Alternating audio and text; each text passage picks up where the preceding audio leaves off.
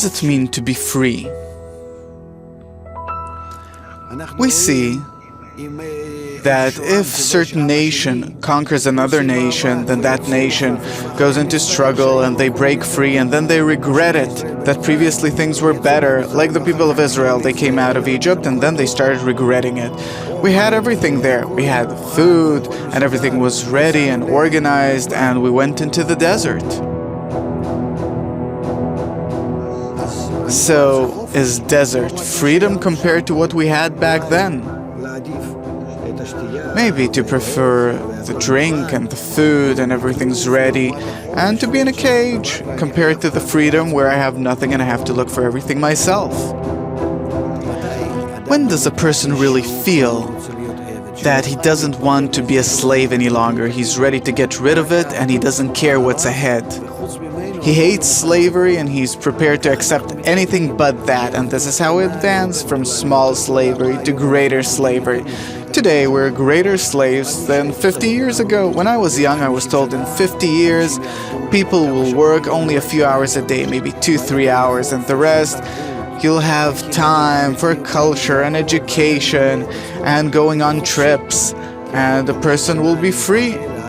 50 years later, I see the high-tech people working for 12 hours a day. They don't feel that they can ever get out of all of this slavery, ever. And what did we come to?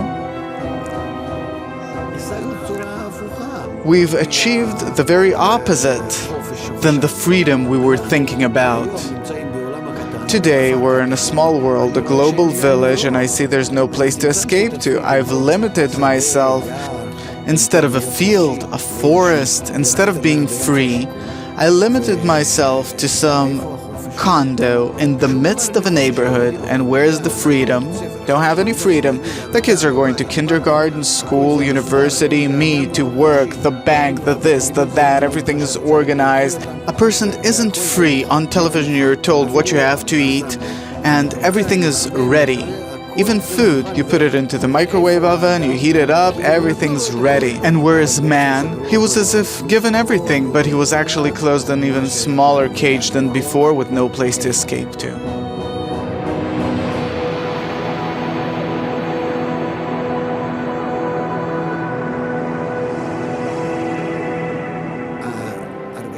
The feeling of this restriction, this cage, this prison,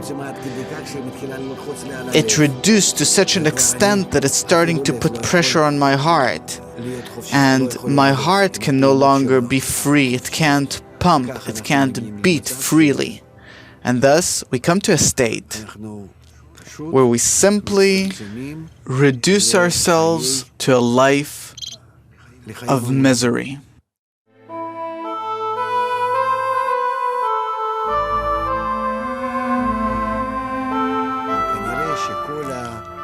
Probably, this whole feeling of diminution, of restriction and limitation comes in order to push us into a new place, in order for us to want to get out, to leave this world at any price, like it was during the Exodus from Egypt. That is the example for being free, where you disregard everything, you hate everything, you're ready to get rid of everything, to escape from this beautiful cage, the golden cage, fulfilled with all the good possible things, and we need only one thing, to be free of actually our ego, our nature, that encompasses us inside this cage.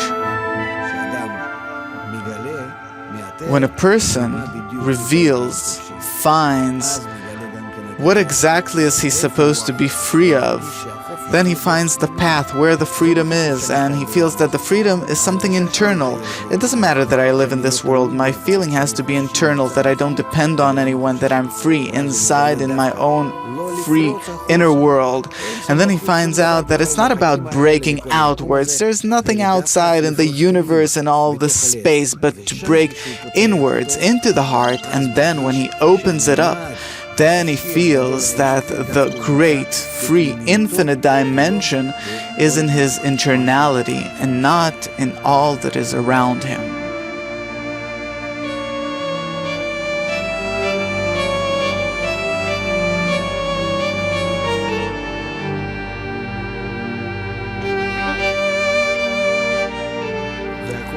And it's all up to man. Here, we open the door for the bird to go free.